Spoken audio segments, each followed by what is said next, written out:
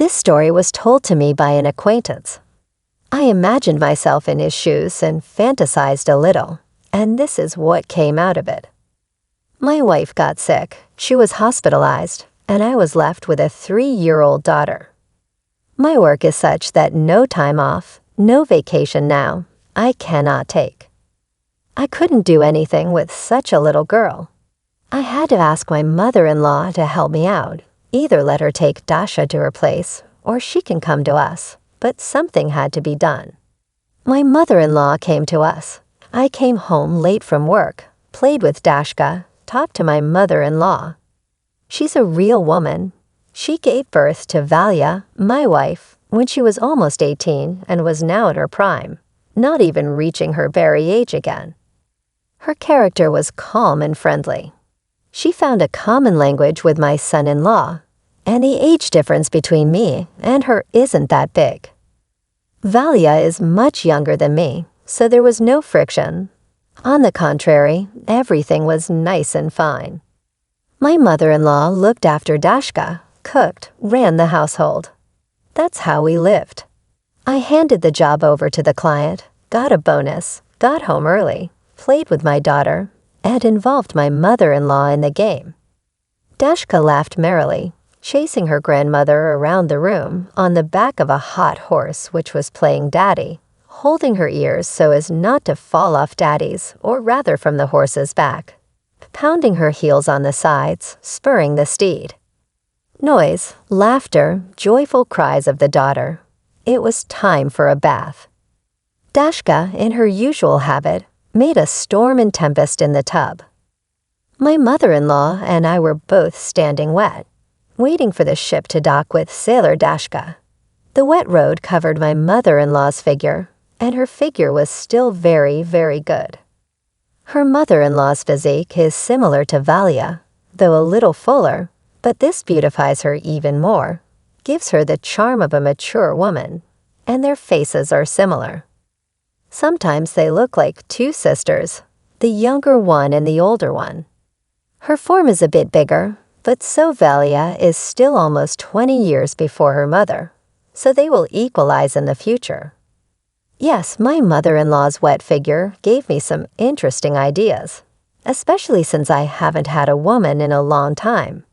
And my mother-in-law, her feminine gut felt my interest in her quickly.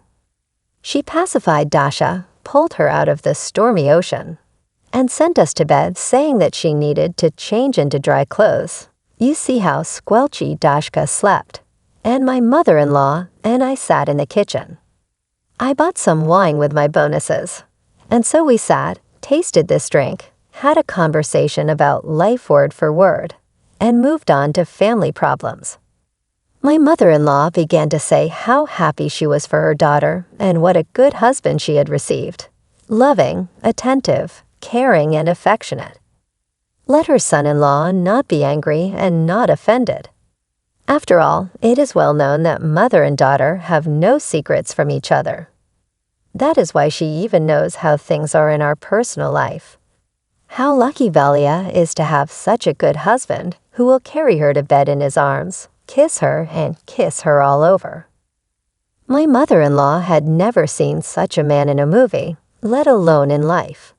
She lived her life with an alcoholic who never said a kind word, never caressed her, only yelled at her. At least he doesn't get his hands dirty. No, Valia lucky, very lucky. And her husband will come home drunk and sleep. And if he needs to do something, he'll do it once a month for a few minutes, stinking of booze, and then go to bed. No kisses, no words of endearment. My mother-in-law told me, tears streamed down her cheeks, her lips curved into a bitter sneer. Her nose reddened. She sobbed, wiped her tears with the back of her hand, and continued her narration. And I looked at her and thought that she was a normal woman, but she was not happy. How much a woman needs.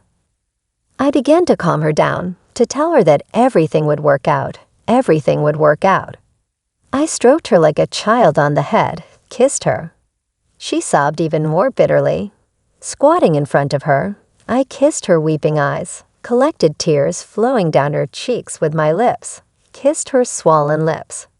In a moment, those lips responded to my touch, and a moment later, we merged in a kiss that wasn't related at all. The two stood in the middle of the kitchen kissing. In a moment, my mother-in-law moved her shoulders, and my robe fell off completely, revealing a beautiful picture. My mother-in-law pressed my head against hers, whispering all about some sin, and I continued with my eyes covered. She asked me not to look at her, so fat and ugly.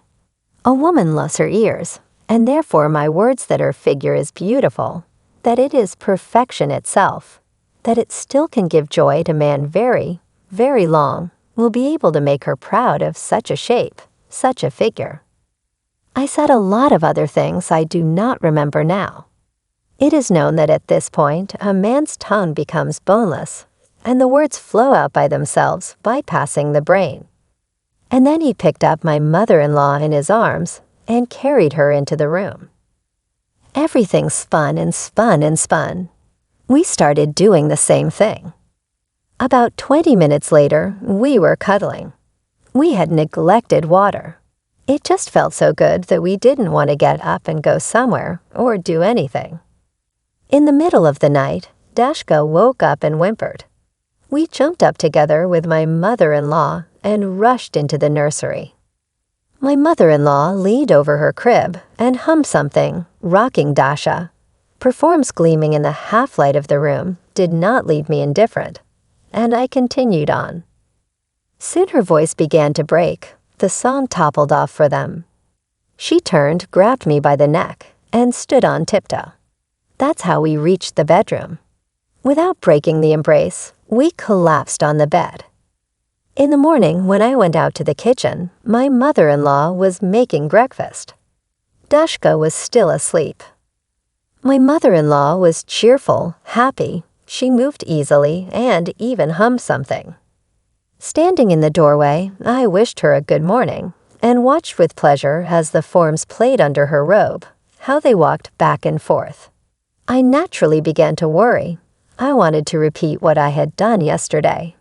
My mother-in-law stood frozen, waiting for the continuation of yesterday. We had to hurry. Her daughter would wake up soon, and it was not right for her to watch her father having fun. After washing her daughter's sleepy face, they began to get ready for her mother in the hospital. Thalia was happy to see us together, quietly asking not to hurt Mom. Then in privacy whispered about something with his mother, while we and Dashka collected leaves from the hospital garden. At home, my mother-in-law told me that her daughter had asked her to keep an eye on me so that I wouldn't sneak off somewhere. She asked me to replace her temporarily, acting as my wife. Of course, she was ashamed to say so, but she had always considered her mother her friend, and she had no one else to ask. And my mother-in-law promised to do everything she asked her daughter to do. Putting Dashka to bed, now our fun was unhurried but emotional nonetheless. There was a woman awake in my mother-in-law, and this woman was trying to take advantage of the chance sent to her by Faith. In the evening before going to bed, we were discussing in the kitchen where else to fulfill Valia's request. And I cried. I was not lying about how much she loved me if she dared to make such a request. And my mother-in-law cried. I'm glad for my daughter for the fact that she has such a husband. Valia was discharged from the hospital. My mother-in-law left. I don't know what she told Valia and what she hid. Only Valia started sending me to my mother, often under the pretext of helping me. And when I came back, she didn't ask me anything except that the very thing we had that day was so violent as Valia was going off the chain. And I also noticed that my business trips to my mother-in-law coincided with Valio's those days. After a while, Valia herself admitted to me that she had pushed my mother into it. She was a little jealous, but looking at how my mother blossomed, she was happy for her and did not regret what she had done. After all, she has enough of me. And sometimes my activity is even superfluous. Enough in my mother, and my mother is very grateful to her daughter for her wisdom.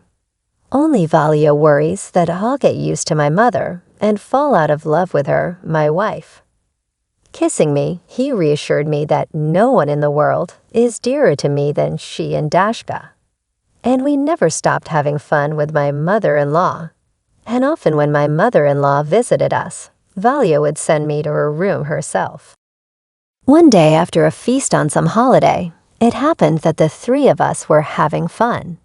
And a sky did not fall to the ground, and the earth did not open up under our feet. After a while, my father-in-law passed away drunk. My mother-in-law moved in with us, and her house was left as a summer house. Thank you for listening to this story to the end. And if you like it, please support us with a like, as well as subscribe to our channel. Write in the comments what you think about this story.